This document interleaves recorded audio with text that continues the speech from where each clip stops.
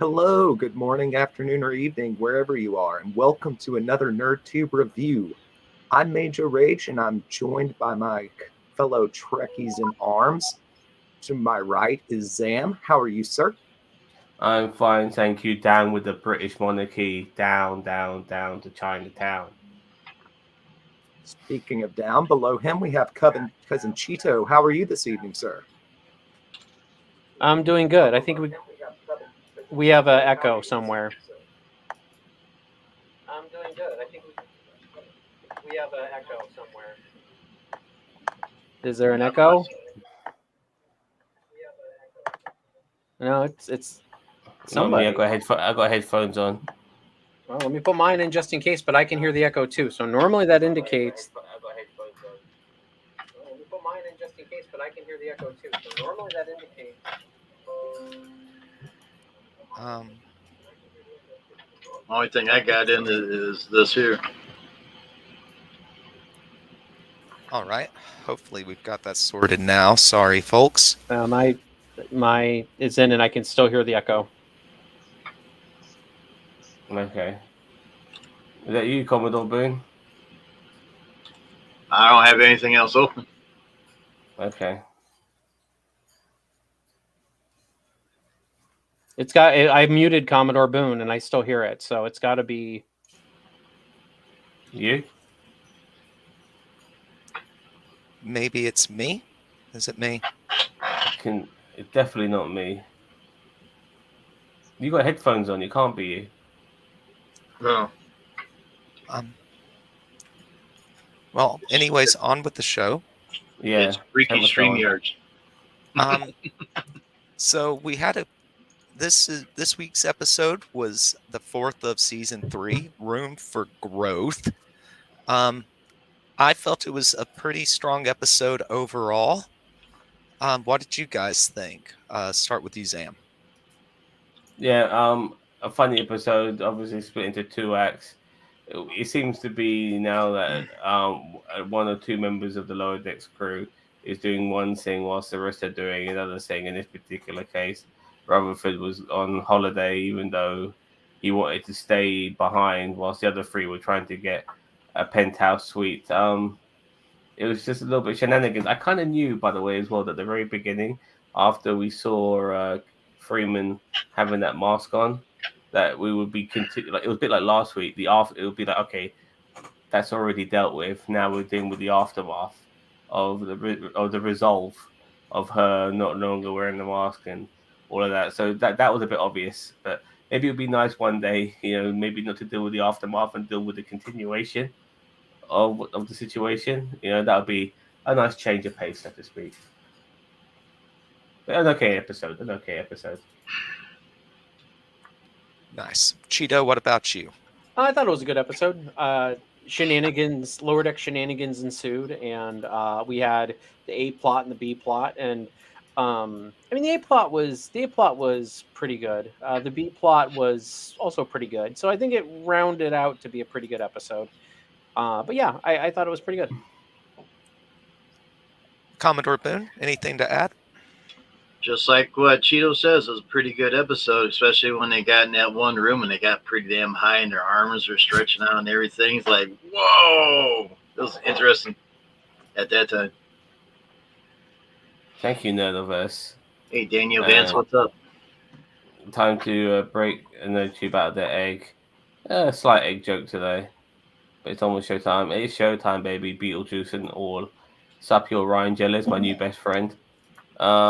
Scanning for bleeps, creeps, and sweeps. Yeah, you know what? I'd rather you know what? Okay, I'm glad you mentioned that. You know what? If you're gonna swear, just swear. Don't bleep that shit out. You know what I mean? Just swear. Just go full at it. A bit like Happy Card likes to swear, like throw f bombs and stuff like that. Just swear for fuck's sake. I hear no echo now. Thank you very much. Don't get me wrong. Yeah, the gods from DS9. I forgot their names. They dealt with it. Thank you very much. You talking about the prophets? That's it. Yeah, the prophets. All right, let's rock and roll. So we'll start with the play-by-play. We started with our lower deckers in the titular location. It reminded us how crowded down there it is. And then we had the hijinks with Captain Freeman being possessed by a mask like Data in the episode of TNG. Minuki instead of Minaka, but very close. Mariner uses this as an example of how it's not cool to be in the middle of the action in the crowded quarters, despite what Boimler had said before. We get the credits, and then, like Zam pointed out, we get the captain's log of how the situation was handled, and now we're faced with the cleanup. And turns out, can I just add? Yeah, like like these ships, they've actually been like the measurement of these ships have been done by certain people on YouTube, certain nerds and geeks and dorks, and they've come to the conclusion that people sharing quarters like they do in lower decks doesn't need to happen. Personally, in my opinion, the fact that quarters are shared in the future, like the way they are, seems very primitive. You would have thought everyone would. You need your own fucking space. Like after a long day's of work, the last thing you need to do is bunk over someone like you're in fucking prison. But that's it. But nevertheless, like these ships are so fucking big that people can have their own fucking quarters, even if there's hundreds of them. So I find that a bit weird, and the fact that they're all cramped all of a sudden as well was a bit weird. And also, just to add to your point, it did seem like it got crowded all of a sudden this episode. Mm-hmm. Like the hallways are normally pretty empty, and now this episode, all of a sudden, it's like prime time, freeway time. I just thought in the future, like the one we have in this, that having your own space is fundamental when you're in a ship with other people. And so when you're not working, you need your own space. I might use my holodeck time just to have a bedroom to myself. But I also like the fact that when Freeman was like captured by this master, like Mariner's look, it's like, oh god, here we go again. It's one of these sort of scenarios. We've been here, done it before. And personally, if my ship got turned into some sort of Aztec, Egyptian, maybe sort of ruins, I probably might have kept the aesthetic, but they look pretty cool. Well, I thought it was funny. Like Mariner's not even worried about her mom. She's just like, "Oh, great, my mom's possessed again by another mask." Yeah. Stop touching masks. Yeah, stop touching masks. She's not even worried. She's just like, "Whatever, mom. I do what I want." Okay, Andorian. I realized how much Andorian cruisers were like battle stars until this episode. Series has more space devoted to storage because the types of things it carries, like ancient masks. Yeah, I mean that's a lot of fucking storage space. Then still, it could still make rooms for people, in my opinion. Alone time with your mailbox. You damn right. Maybe I think they just they tried to go back to that they're crowded in thing just for plot convenience. If they hadn't, I mean, it's the motivation for to get the plot rolling that they want to tell. Letterbox. Making sure you got to get it right. It's a letterbox. Yeah, we have to translate for you. You don't have to translate for me. We get it. We get your fucking shit in our ears every day in this country. All right, let's move on. So that brings us to the room lottery, which they bring up. There's apparently 4 rooms opening up on deck 1, but Mariner says that it's rigged and that the lower deckers never end up with it. Somebody knocks over Tendy's pet / science experiment from its beaker, and she follows it into a Jeffries tube, where she overhears the Delta shifters, curse them, plotting to go and hack a terminal and input their own names and rig the lottery to get these quarters. Tendy reports back to Boimler and Mariner, and Mariner quickly pitches that they go beat them to the punch and do that themselves. So they're basically Kobayashi Maruing the fucking like when I say Kobayashi Maru, like they're tinkering with the way Kirk did, this bloody lottery thing. Yep. Terrible thing to do. But anyway, regardless. And Boimler is very easily talked into this, and in a way, season 1 Boimler would have been the one making the objections, but instead Tindy makes the objection and points out that it's kind of a morally gray area to do this, even if somebody else was going to do it, and they're stopping them. Rutherford leaves to go on a mandated captain-ordered vacation for the entire engineering team because they're so overworked from turning the ship back into a ship after it getting transformed into ancient temples. Can you afford to get the whole engineering team on holiday? Like, surely you need to keep, regardless of how tired they must be, you probably need a few engineers to remain in the ship. Don't Yeah, you? you would need to do this like sending shifts at a time and not the whole staff at once. Or maybe that's what they planned on doing. Like, I mean, I don't feel like that was the entire engineering shift. Like, I mean, there was probably like a dozen people, but it's like that can't be the whole engineering shift. Maybe one shift. Yeah, maybe like there's a delta and beta shift. Maybe that was the delta or beta shift of the engineering. But I think I remember Captain Freeman saying it like the entire engineering staff. Yeah. So I mean, I feel like that's kind of it's a plot hole, but it's like it's not like detrimental, but it's like, that can't be the entire, like, you've got to have more than a dozen engineers on the ship. I guess maybe with no operations going on, you could use cross-trained staff to cover any routine maintenance or repairs that come up. But if they're not doing anything and are just docked, then I don't know. Yeah, I mean they're all quantum physicists, aren't they? In Starfleet. Everybody's perfect at everything. Yeah, I've seen Dr. Bashir repair a fucking shuttlecraft, so they all tend to know a little bit of other techniques. I did not catch this. Daniel Vance says, "I love how they called the rooms on deck 1 the Pip House." Mm-hmm. I thought they called them the Penthouse. I thought so too. I thought they called it the Penthouse. Yeah, me too. I mean, it makes sense. It would be called the Pip House though, because the pips. The 4 pips. That's delicious. Clever. Very good catch, Daniel Vance. Yeah. One of our most observant fans. No, the most observant man I've ever known in my entire life. There you go. There we go. So we cut to the Cerritos rendezvousing with the Dove, the relaxation ship where Captain Freeman and the engineering staff are going to take the mandatory vacation. The engineers immediately stop to fix a door while they're getting the tour of the facility, and it sets up the conflict of our B plot, the engineers' refusal to relax and the captain's increasing frustration with this. We're introduced with the concept of the stress bracelets that the staff here at the Dove use to personalize and prioritize patients' treatment, as they call it. Pretty much lines. Yep. Cut off.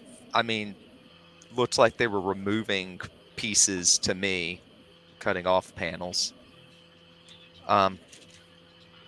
So cut back to the rest of the lower deckers. Boimler is taking them to the start of their shortcut around. Hello. Here he is. Man's lawn care. Friend of yours, Commodore? Yeah. He tried to call me. I told him I was here. He showed up. Thank you very much. And we like to kick. And it's ironic that his name is Lawn Care, considering you mow grass for a living, which is fantastic. Yeah. Boimler's shortcut is going to take them through maintenance corridors to try to beat Delta Shift to the terminal. Their first entrance is inside the holodeck. When they sneak inside, they find Dr. Ta'ana and Shax are running a Bonnie and Clyde type program that quickly is revealed to be basically just foreplay. The doctor turns off the safety protocols, and right before a bullet goes straight through Boimler, Shax pauses the program to talk it'd be like, we haven't talked about our feelings. He brings up the time that he died. I need to be intervene reminded of here that. very quickly. I like the way when they go in there into the holodeck, like Boimler goes, "This is a bonk," Bonk. and then And like I like the and bit Mariner. ripping on Bonk. money. Yeah, that was my favorite part. Like Mariner going, can I please deposit a piece of paper with no extrinsic value? It's like, oh, that is just genius. No value at It's all, so man. good. Yeah, so genius. But it's bullshit, isn't it? It's amazing how people go crazy for paper when really like our bartering skills should be more more value in our skills and stuff like that. Which is why I love the Star Trek future as well, because people work to better themselves and not for the sake of money. It's Probably imagine one like of the best gags this episode. I was just thinking, it made me think to myself, like, at Cisco's, restaurant, he's like slaving away at all these stoves, serving all these people, and he's got nothing to show for it. But at least he's bettered himself. But yeah, I did find that funny. I did find that funny. Got some more comment here. Oh, sorry. But I the like best due to part safety yet to equipment being come. removed, that the bullet was hot. Yeah. Mhm. Yeah, he's like, yep. Actual friction. That was a good touch. This pause in the action provides the lower deckers with a chance to escape through the hatch, which has been transformed into looked like a trash can by the holodeck program. And as Dr. Ta'ana is revealing how she lost her tail, and maybe Shax would have revealed what happened to him after he died, Yep. what the koala told him, how he came back. Though I think they might leave that as a tease. the Well, whole at least we know series. that he definitely died. It's not Yes. like he survived the explosion. He did die. Yeah. Died. So, He saw the koala. He died and came back. So there, the passage leads to underneath the hydroponics bay. Above, we see Commander Keshan, the Temerian, cutting his Temerian flower, making a couple of, they're using a few of their phrases. Just another nice nod to that episode, Darmok. Underneath, the flower is thriving off the high levels of nitrous oxide that Orions are apparently impervious to the hallucinogenic effects, but we know humans are not. And Mariner and Boimler start to trip balls. Tindy has to drag Boimler out, and then after hatching Mariner out of her egg, beats her with a stick and herds her out of there. Just why she hit her with a stick, I don't know. Just a violent character. yeah, well, I think she had to get him. We need to get them. We need to get a move on. And yeah, but that was pretty cool. I'm glad that was dealt with very quickly as well. It easily could have been stretched out and played for laughs to a point where it was no longer funny, but they kept it short and sweet. Back on the Dove, the engineers are still finding a way to work and not relax, drawing new designs for warp engine efficiency in the Zen Garden sand. And just we continue that plot, but we not a whole lot of this plot in this episode. Well, Freeman got really pissed off by this, but in my opinion, them doing those schematics would be kind of therapeutic in their own. But it's what they know. They're engineers. I mean, it's what they know. So yeah, I love that comment. I was going to bring it up when we got there. Engineers, all of them are goddamn Geordie LaForges. One of them had the Geordie LaForge visor, that female officer. So, but still, if engineering is what you know, and you're drawing schematics in the sand and you're finding it therapeutic, then why stop them? It's just, this is good for them. It's almost like mixing business with pleasure. It's typical Captain Freeman seeing what she wants to see and not seeing what's actually there. She's pretty good at that. She focuses on the disrespect instead of on the fact that maybe they are actually having fun. The irony, my best friend Ryan, is that It is that therapeutic work. Yes, you're damn right. Yeah, you see, this is why we're best mates. Nope. All right. Meanwhile, back on the Cerritos, our lower deckers arrive in the deflector dish and start enjoying the low gravity there, jumping about. Boimler declares himself anti-grav boy, defender of the lower decks. It Well, quickly you kind of goes knew shit south. was. You knew shit was Yes. going to happen. Oh, yeah. Yep. Ransom cuts on the deflector dish to block a asteroid storm that's coming, and the turbine spinning the centrifuge gets Boimler caught on the edge. The girls take off their uniform tops and make a tether to go out and Yeah. grab Boims by his hair. That would Mhm. hurt so bad, and probably would have actually ripped his hair out before they'd be able to pull No. him in. Honestly, Yeah, quick, we need to solve this problem. Let's take our clothes off. Yeah. No, and here I was thinking about this while Or watching just see his the episode. underwear.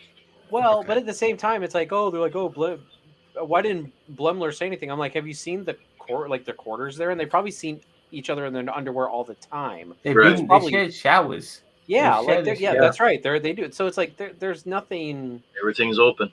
Yeah, like so it's like everyone's like, oh, Blemler's, why didn't he like whatever? It's like because he's seen it all. Like they all shower together. They all they all Yeah. change it. They sleep like in bunks by each other in the hallway. Like it's not anyway. So I just saw some people saying that Blemler wasn't even looking at him. I'm like, yeah, because he's yeah. like. He's seen it before. He had all these women jumping, wanting to jump on his bones in his vineyard, and he was too stupid Boy. to notice these things. Like Oh. he's totally ignorant. Oh, He's yeah. totally. He can be very ignorant to the obvious. He's Yeah. tunnel visioned for sure. You can replicate a Replicate bigger towel. Bigger towel, Yeah. buddy. Bigger towel. I just thought it was great that Mariner said that. She's like, you can replicate a bigger towel. Like, Yep. this is the lady who has the holodeck program that's like all the dudes exercising nude. Remember when wasn't it one of the Yeah, first yeah. episodes? She was I think it was the first episode. she was Yeah. showing She Tindy was- around. Yeah, She was just in a mood for writers' convenience for them to provide the motivation for them to want to move up. Wow.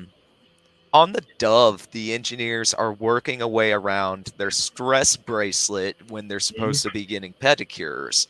They've taken their cucumber slices and put them between their skin and the bracelet, making Yep. it read green.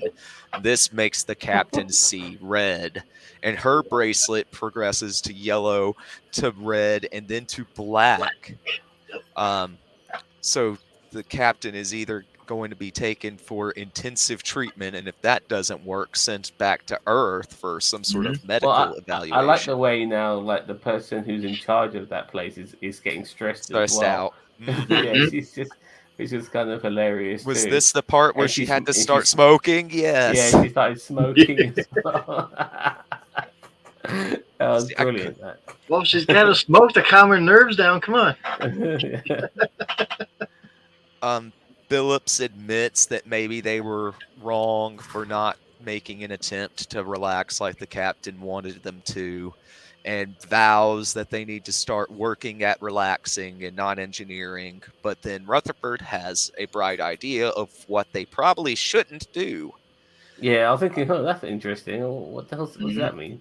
But then it made sense.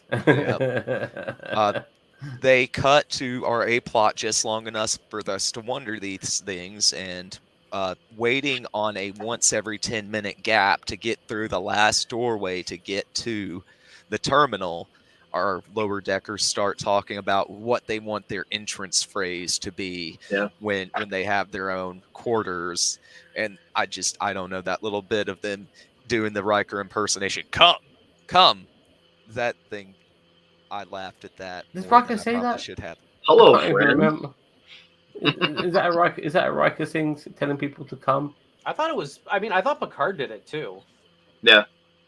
Yeah. Okay. Yeah. Yeah, just I- about everybody on TNG said it. That was the example that Boimler cited, and that's because they probably love because he Riker on worked. that show so much. Well, Boimler worships him for sure, but Yeah. yeah, they do really like their Riker references on Lower Decks.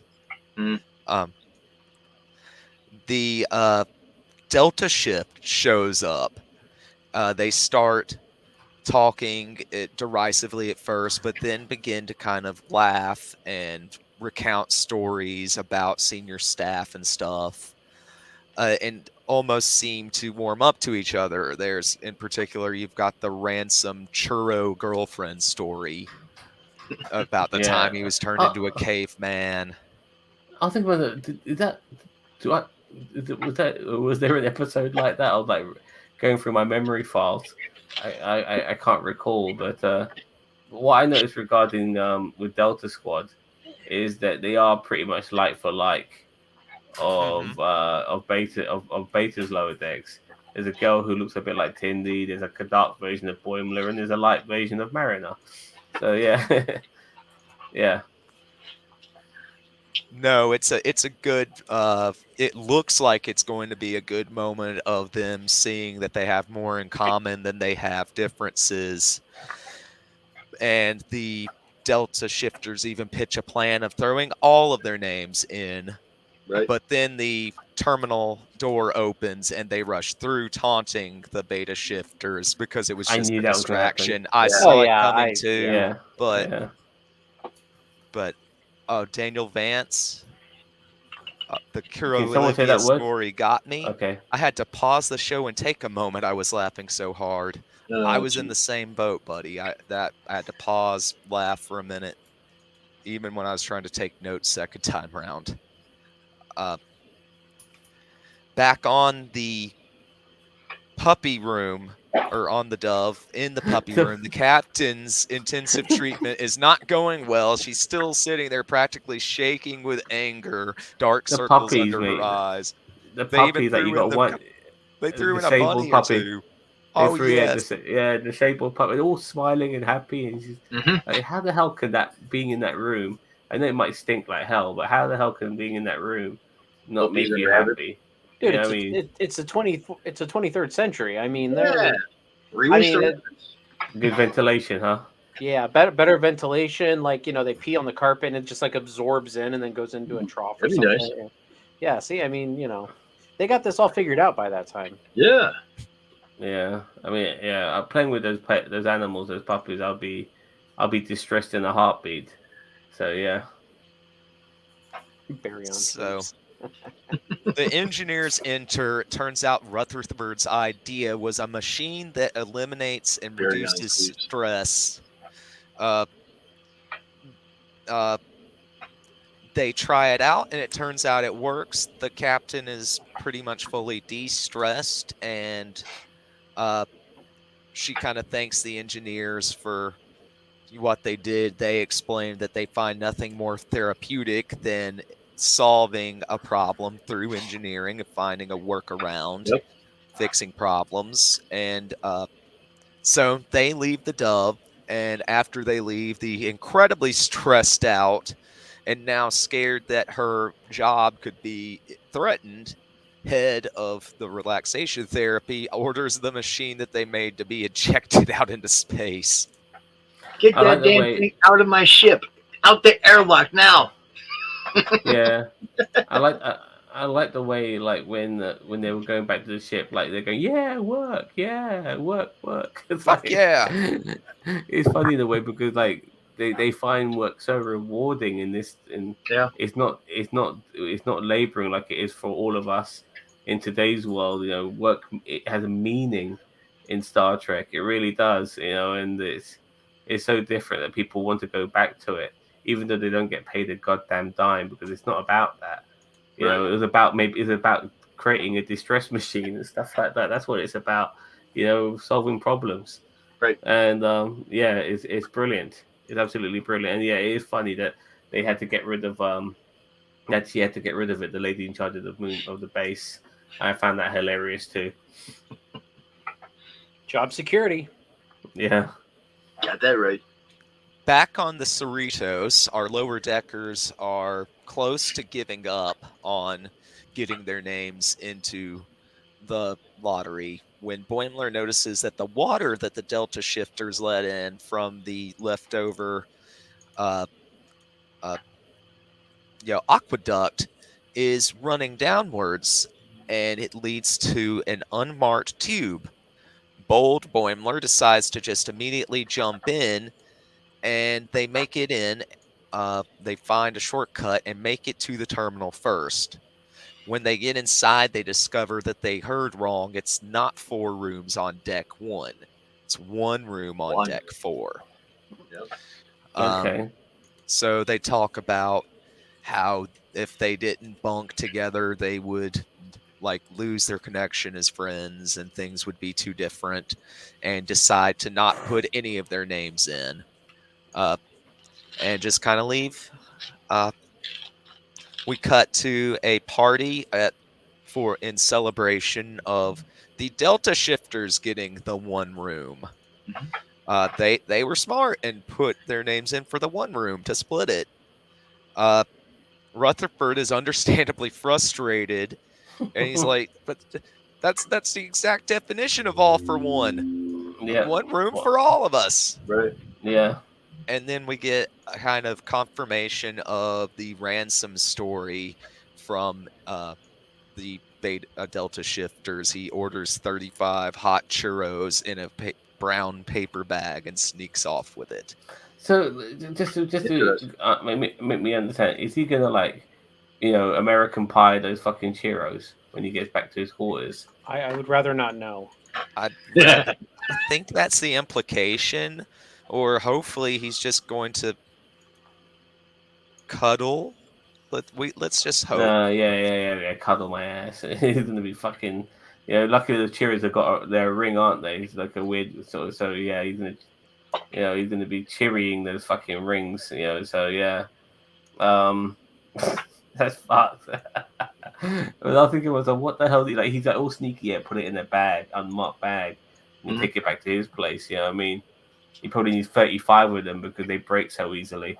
Well, I thought he said it was like a doll, so apparently he makes a doll out of it. Yeah. Yes, I'm hoping that's he just even, cuddles the doll that he had a primordial bond with, allegedly. Well, I've seen people with those sex dolls and stuff like that. So, but then again, at the same time, in this timeline, maybe people won't hold that against him. That he likes to fuck inanimate objects. He's is it pansexual? So yeah. I mean, if he's not hurting anybody else, I mean, and it's not like he's wasting resources, so maybe they are okay with it. I mean, they probably do think it's weird, but it's just like, they probably won't like hold it too much. Yeah. They'll be like, yeah, we don't talk about that. Honestly, like Cheeros are too nice to be like, fucking, like they're lovely. Why would you want to put it around your knob? Surely you want to put it in your mouth. But yeah. I've got so many responses right now. I can't pick one. I love the smell of cinnamon, by the way. That's a smell that Me too. It's a beautiful smell. I love it. Oh, I hate cinnamon. What? You do? What the hell? I've never known anyone to hate What's wrong with cinnamon. you? You're going to be a miserable man the next few months. Yeah. Yeah, I know. I hate it. Yeah, I hate it. Especially in fall. I'm just like, oh god, fuck it. Yeah, no. I drank too many Fireballs in my youth, so. Ooh. But that closed out episode 4 of the 3rd season of Lower Decks. I felt it was overall a pretty strong episode. The B plot was nice and tight, not played out with material that wasn't there and stretched. Ryan Gerald says, "What happens in the hollow shed stays in the hollow shed." Yep. With his obligatory Futurama reference. Get that right. Man, if I could just have a holiday, that would be the greatest thing ever in my life. That would be pretty epic. Yeah. But I prefer the A-plot of this episode. I feel like episodes where they trudge through the insides of the ships are kind of always fun. It's nice to see the group dynamic of Tindy being with the rest of the group, but without Rutherford. Usually Rutherford and Tindy are paired, and Boimler and Mariner are paired. It was nice to see Tindy thrown into their dynamic this episode. some, development showing, Boimler's trying to stick with his bold Boimler thing. The girls commenting on how, it can't end well. So I'm thinking that that's going to be his overarching uh, kind of storyline for the third season as we progress into the back two-thirds of it. I'm surprised they didn't use the argument of them being famous and being badasses, because Yeah. with last week they were recognized as being really really cool. That would have been a good argument to use against the Delta Shift guys. By saying, yeah, everyone fucking loves us, we're famous and all of that.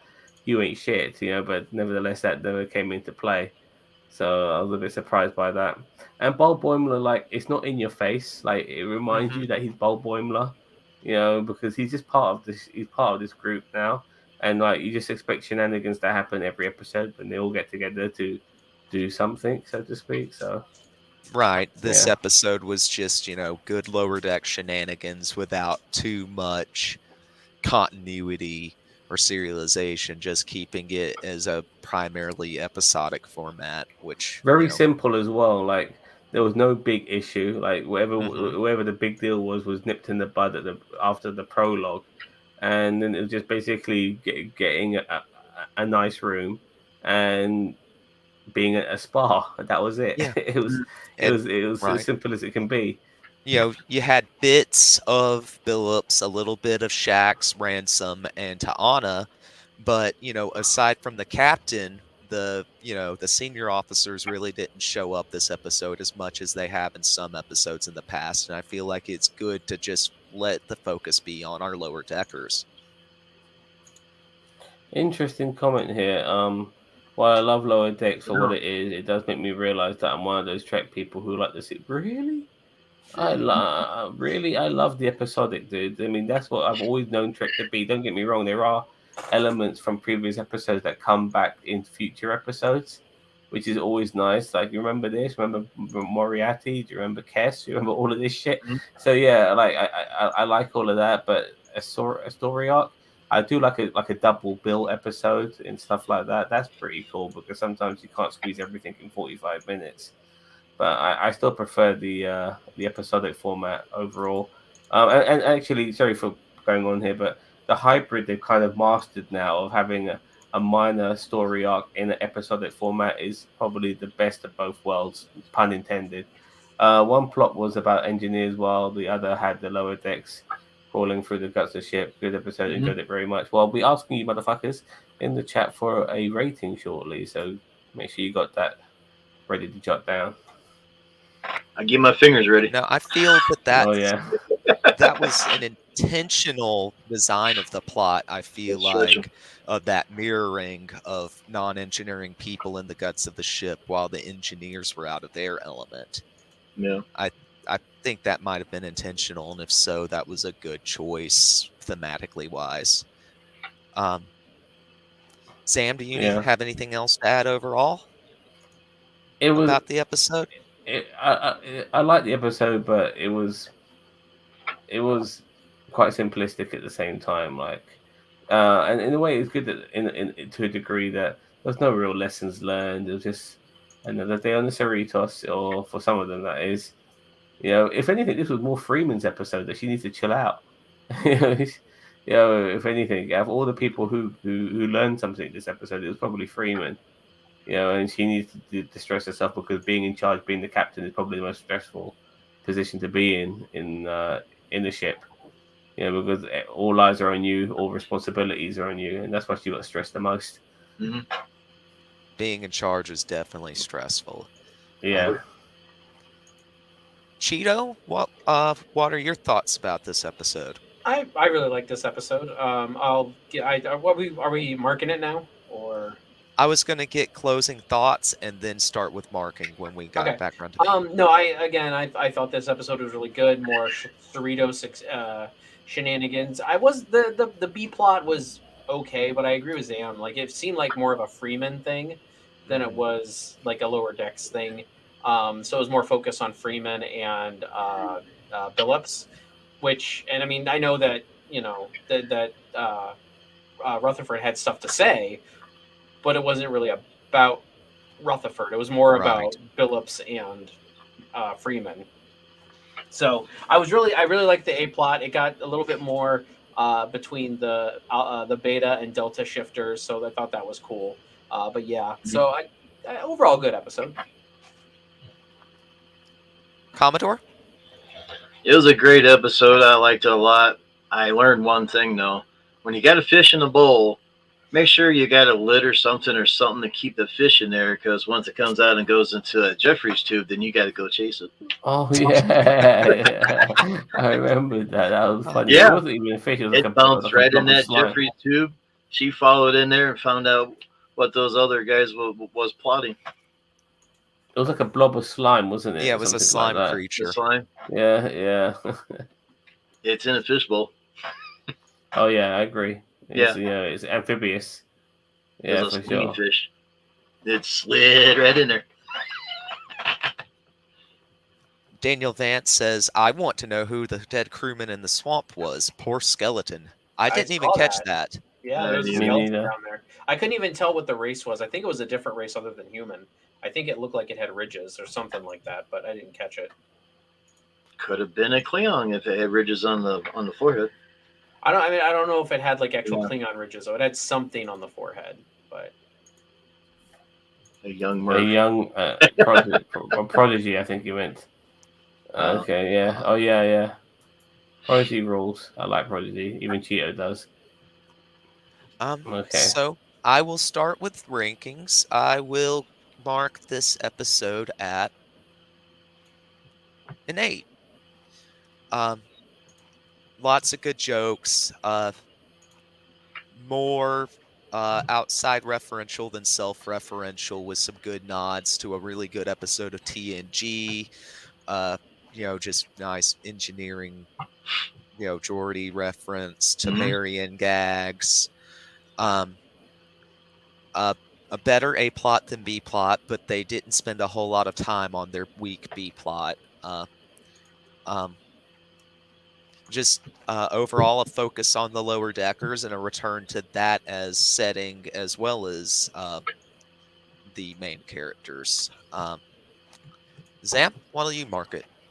See, everything about me right now wants to give this episode a 6, but I will give it a 7.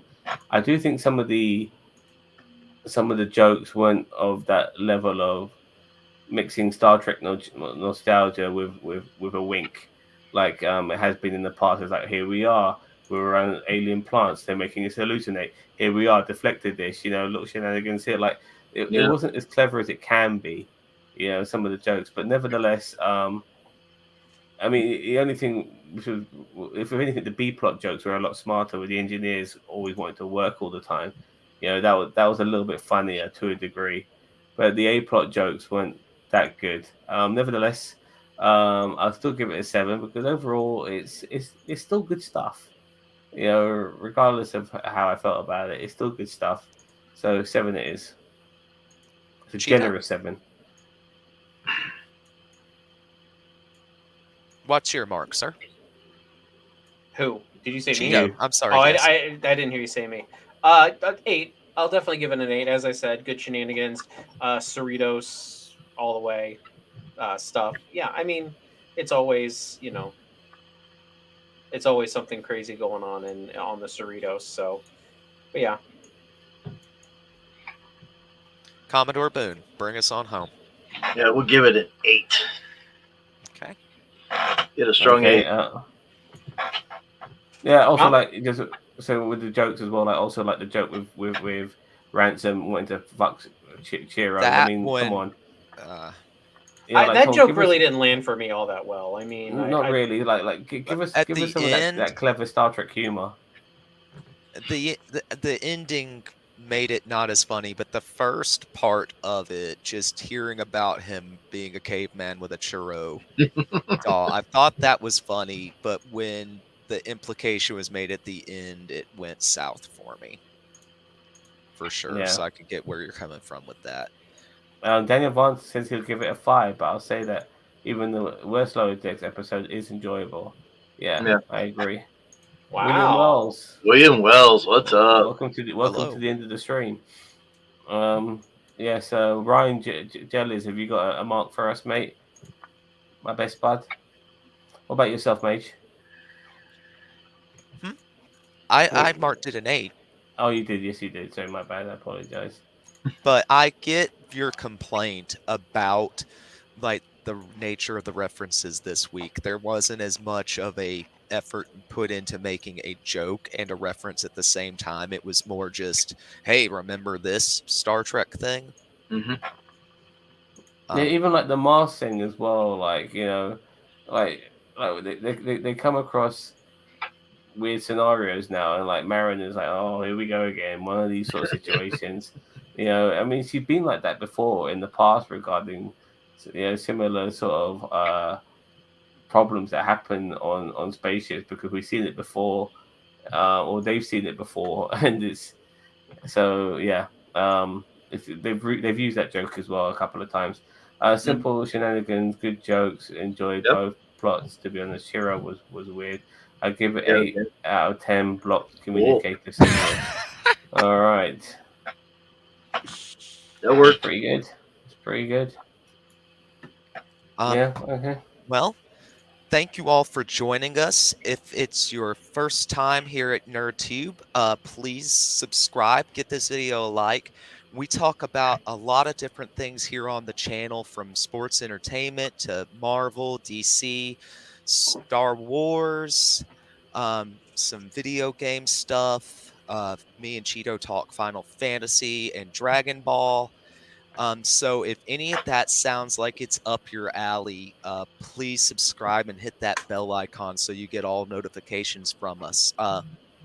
Ryan says, notice the senior officers indulging in sex and violence didn't need therapy. Yeah.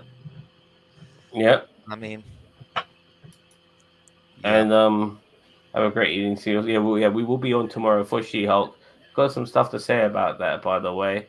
And obviously the following day, Lord of the Bad Ding Dings. So yeah, can't wait to Ding-dings. talk about all of that. Yeah, sorry, I'm making fun of my race. Oh. Self mockery. I can do that because it's my race. You know what I mean? There you go. Yeah, Lord of the Rings. Yeah, baby. So, and by the way, I have done a review with Jake on Game of Thrones. If you guys want to see that episode 4, the incest episode, also known as that. So yeah, please check that out too. You know what I mean? So we got it all here on the tube, everything you need, even the state of play by PlayStation, which was very interesting. We very much enjoyed that too. So yeah, everything. Well, thank you everyone for joining us. I am Major Rage. This has been Zam. Good night, sir. Thank you for joining us. Oh yeah. Cousin Cheeto, thank you for being here. Commodore Boone. Yeah, anytime. Live long and prosper, everyone. Thanks for joining us on NerdTube, the best channel you've sort of heard of. Yep. Have a good night. Bye.